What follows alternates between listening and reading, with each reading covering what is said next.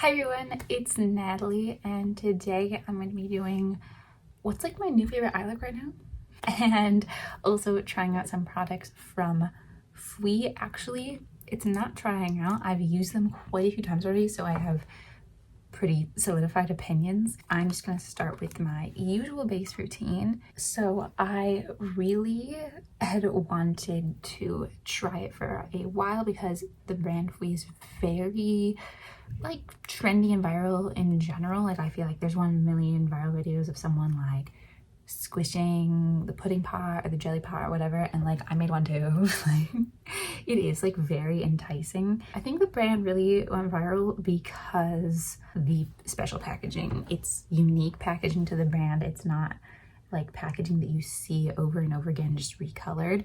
The pudding pot packaging is actually glass with a plastic lid, which is quite nice. Also, I will say they're not very pigmented, which is something I really like, but I think it looks different than like when people have been swatching them, like lip swatches and stuff. It like really shows a ton of the color, and it's just, they're not like that. They're more lighter in pigment, which is what I like.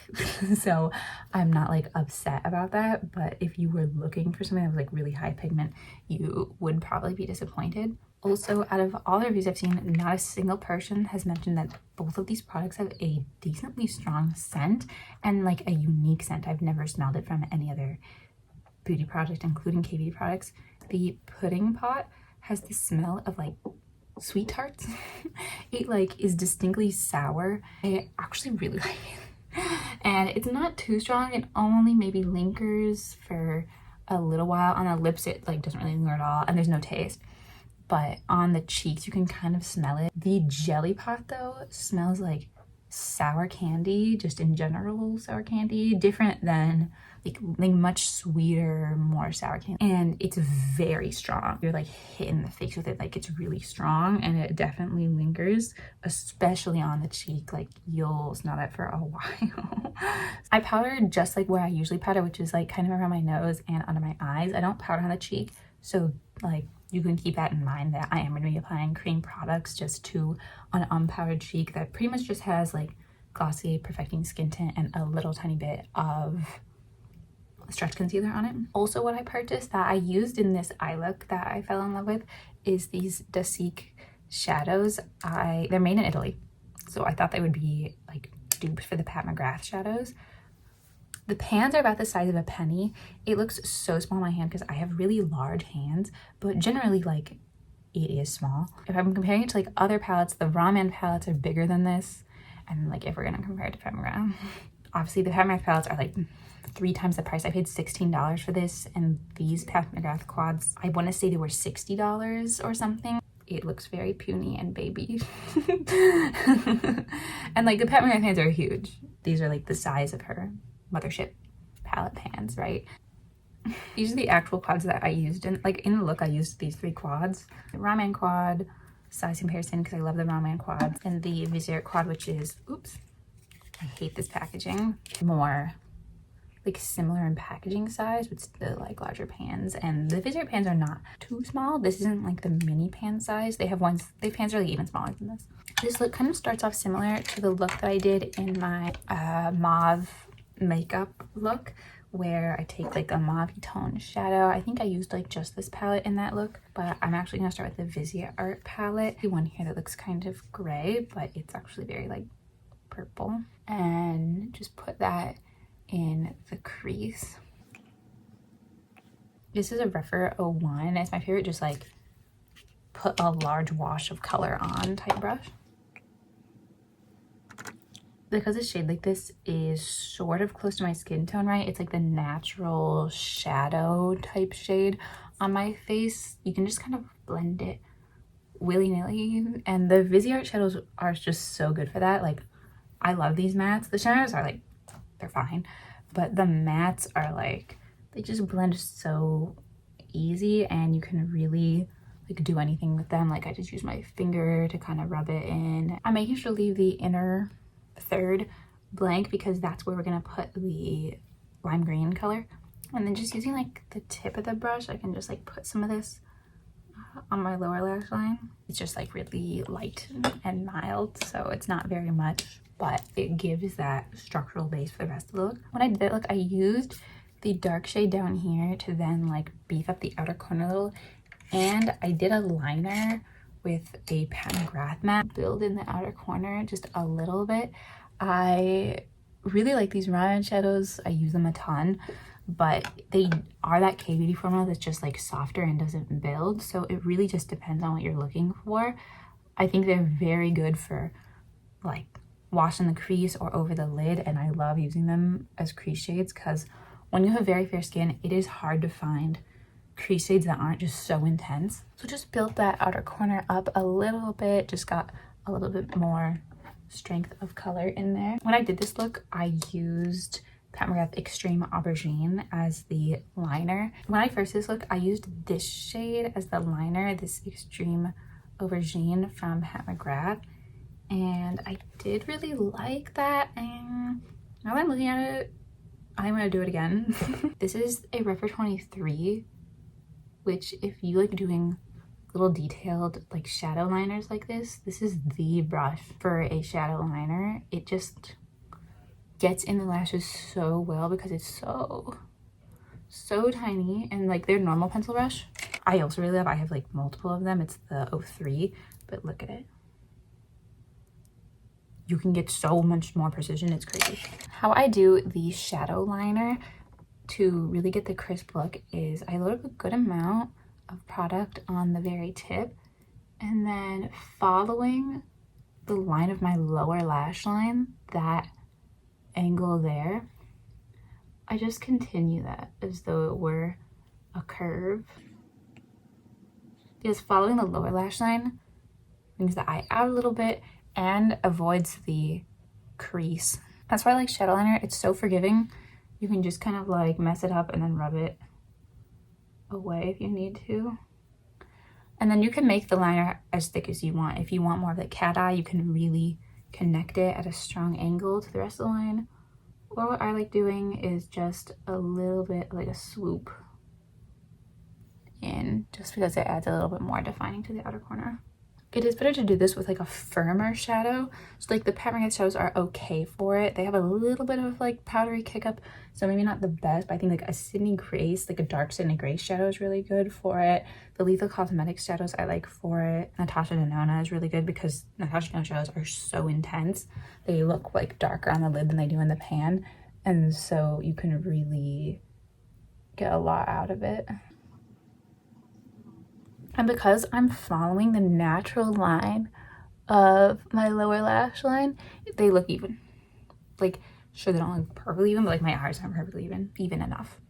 I have some issues on this eye just with like eyeshadow doesn't want to stick there, and it's just how it works sometimes. It doesn't need to be perfect. Before I put any shimmer on the lid, I'm gonna do the matte base for the lime inner corner. I love the Natasha Denona palette. The shade Camo Camo up here is that kind of like pastel neon formula. It is not the easiest to work with, and so that's why this part's a bit finicky. The best eyeshadow brush for this is the Rephr 12, which is this kind of circle brush that's ever so slightly tapered, barely, so it really packs on product. And when you're using a pastel or a neon of any persuasion, this is how you have to work with it. I really pick up a good amount. Pastels and neons tend to be quite powdery, so I tap off some excess but not all. You want that extra pigment to pack on.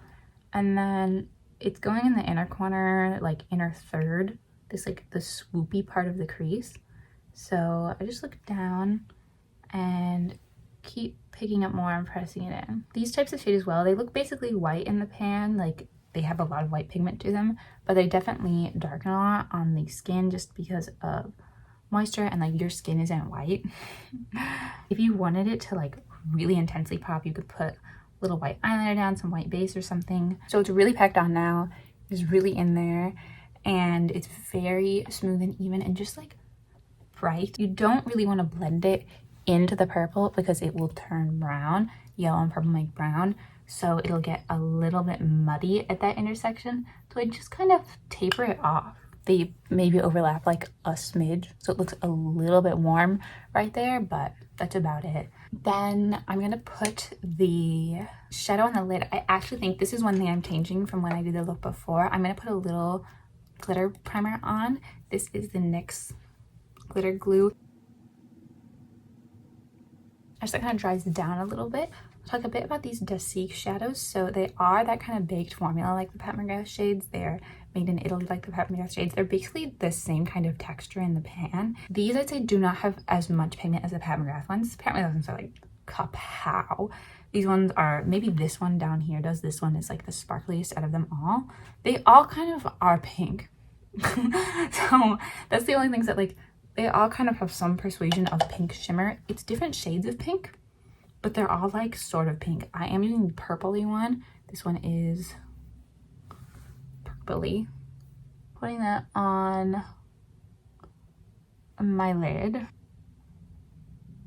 Even going into like the inner third here, just kind of covering the lid with this shade. It looks a lot more like purpley on. Like you can tell it has that like purpley aura kind of vibe, very like silvery and cool tone. It definitely applies a lot more opaque with the glitter glue. I just kind of tap out the outer corner because I don't want it to go like off into the liner situation. I just kind of want it to blend out. And then for the glowing inner corner portion, the shade that I used is Phosphorescent from clionadh, which is one of my favorites. These are the Iridescent Multichromes. And kind of tell in the pan that it is like green. It shifts to pink. That's why I think like this is a better option than using just like a normal shimmer for this, but you could just use like, I really like this one. I think it's Cactaceae.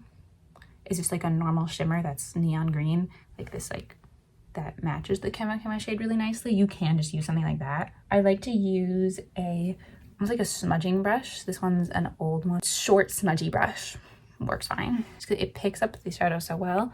So just on top, like really lightly. And I like to pick up small amounts at a time so I don't get like a bunch of fallout or anything. Since there's no glue on this part, it's just directly onto the lime shadow. And this is also gonna be like the inner corner highlight. So I'm just kind of dragging it down. You can see how like bright and intense it is. It's like not really wanting to stick right now for some reason. I'm gonna use like a really thin narrow brush just to apply a little bit more of the glue, even though I've already placed down some shimmer. Just a little bit more glue on those places it doesn't want to stick for some reason. Yeah, that got it to stick. Oh my god, that really got it to stick. Whoop. Well, now it's really closer. I think all that happened is that I just applied a little bit too much of that camo shade. I just like packed it on too much, and so it just got like really dry in that area, and my eyes were dry, so it's like, ooh. There it is. It just kind of curves around just right in that swoop. This is the Tower 28 mascara. It's kind of my go-to for a couple of years now. I just like to do a really light coating of mascara on the bottom lashes just to define them a little.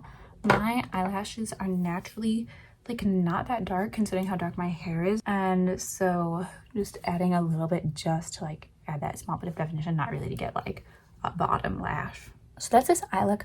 I really love this combination of colors. I just love like green and purple. This one's more like a yellow, and I've been loving this kind of purple shade that's sort of like mauve and very cool toned and desaturated, and then paired with the vibrant shade is just like, it's so good. And what we're all here for, the FWEE products.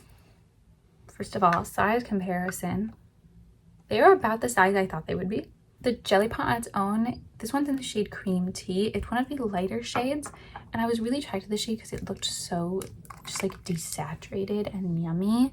Like, I love that color, but it's really not that pigmented. It does not really show much color on the cheek, and it's just kind of like a little bit the texture of a lip gloss. So I'm gonna start with the pudding pot, and then we're gonna get to that. The pudding pot I can't stop using. I love this as a blush. It's crazy. First of all, this color, this one's the shade Slay with 3 Y's for some reason. This color, so good. This is mauve.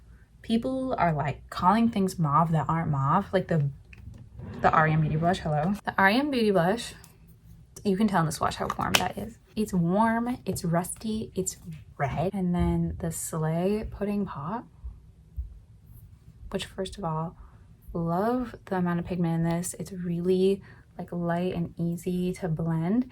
It's definitely like a silicone-y formula. You can feel that in it, but I weirdly like that for a blush a lot. You can tell so much more purple in this. So much, this is like the shade that I thought this would be. This like desaturated purple kind of color. I will say they describe this as being gray. That's like in the brand's description. Cool tone gray base color. There's like no gray in this. There's like minimal gray in this.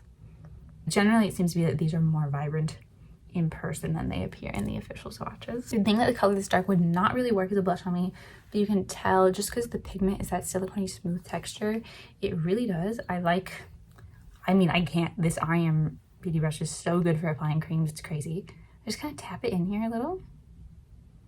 Like barely get any on that. And then it was so easy. Like it's so easy, it's so pretty. The finish on the skin is sort of matte, but not. I think it's because of the silicone texture. It has a little bit of a skin-like smoothness to it. I mean, it's like called, it's like blurring, but like it is blurring. Like that's what they call it. They call it blurring, and it is. It's just that like, you can like tap in just for a little bit more. Really soft focused, but not matte. Like it's not dry, it's not weird and like pasty or anything. It's just like really pretty. It's so pretty, and I love this color, and this color goes with everything. It's just like sort of my perfect blush color. I know people like this on the lips. I don't love it on the lips, and here's why. It's the silicone texture. I hate the silicone texture on the lips. Weirdly love it on the cheeks so much. So pretty on the cheeks. Hate it on the lips. So I have a good amount on the finger there. And like I said, if you're applying this as a lip product, you need a bunch. Like, I hooked up so much on my finger and it just kind of goes away a little bit. So just remember that when you see like really intense lip looks with these, that they're like putting so much on their lips. Yeah, like I don't love that on me. It's just kind of getting like in the lip lines. Makes my lips look so dry. Because it's like a silicone powder type formula. It's not just those silicone mousse ripped lip thing formulas. It's like a silicone powder, and just makes you see every single line of the lips. Lines in the lips, don't love that. Wipes off very easy. I don't really think it's worth it as a lip product. If you like those moussey silicone lip things, then you might like it. But I already know that I don't like the mousse, like the Air Whip Peri Peri lip tints. I hated those. So it's like, if you really liked those, then you might like this on your lips. But for me, like huge pass on the lips, but love it on the cheeks to the point that like I'm gonna buy another. I already put some other colors I want on my wish list. Like that's how much I like it on the cheeks. Weirdly a top product, which I wasn't even expecting. I was expecting it just to be like funny little gimmicky pudding in a pot in the like cute little mushroom shape. But it's like, I actually really like it on the cheeks. Next is the Jelly Tint. I love this packaging, and obviously that has some sway. It's hard to get some product up because I don't really know a brush to use with this if I'm using my finger, because you see like when it comes up on the finger like that, it looks like lip balm or lip gloss. And even though it is this like fun like jiggly texture in here, it really is just lip gloss. Glossy, yummy, pretty. Yeah, the imparted very little color onto our lips. I'm not really sure if any, maybe like a little bit. It's very mild. Blending it in just kind of gets rid of it. I would be interested to try like a deep, like one of the deepest colors and see how that kind of works as a cheek product and a lip product, because it is like so light in pigment. I really like it on the lips, like texturally. Finish wise, it's just very balmy. Although if I'm putting a lip product, am I putting on a lip product with like sticking my finger in here? No, I'm using the Rime and Clasting Melting Balms. So I am gonna put it on my cheeks, even though I already have the other thing on my cheeks. These things work well together on my cheeks. And it's a little bit weird because you're like, aren't you just putting lip gloss on your cheek? And it's like sort of, but it does that thing that I like, that is trendy in K-beauty right now, and I like it anyway. It's the like glassy highlight that's really just like putting an oil on the skin. That's what I love the Glossier Future Juice Stick for, and the Girl Cult Peach Blood thing, is that it's really just like an emollient product as a highlight. It's a textural highlight, not a shimmery highlight. I think that's kind of what this is advertised as, right? It's like this glowy, juicy cheek. It's gonna be sticky because it's wet. It's shiny because it's wet. I do think it looks nice. I used very little to get that effect.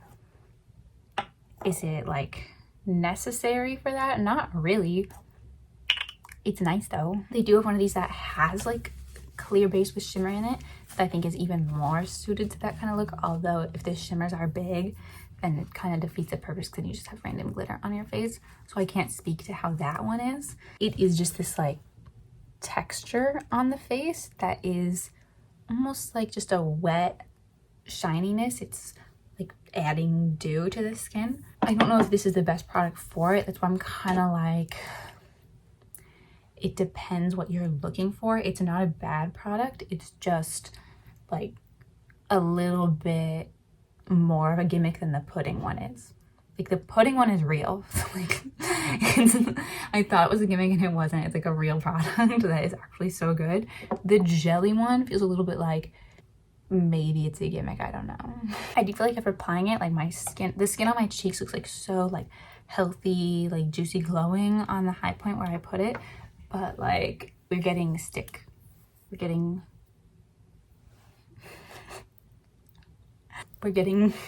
it's sticky, right? Like it's lip gloss on your cheek a little bit. So it's very thin though, so it's not like literally putting lip gloss on your cheek. It's more like putting lip balm, like a really shiny lip balm on the cheek, but it's a little bit like putting lip balm on your cheek. Like it's sticky and you just kind of have to know what you're getting into. So yeah, I hope this was helpful. Obviously I'm having fun with these things and this one too.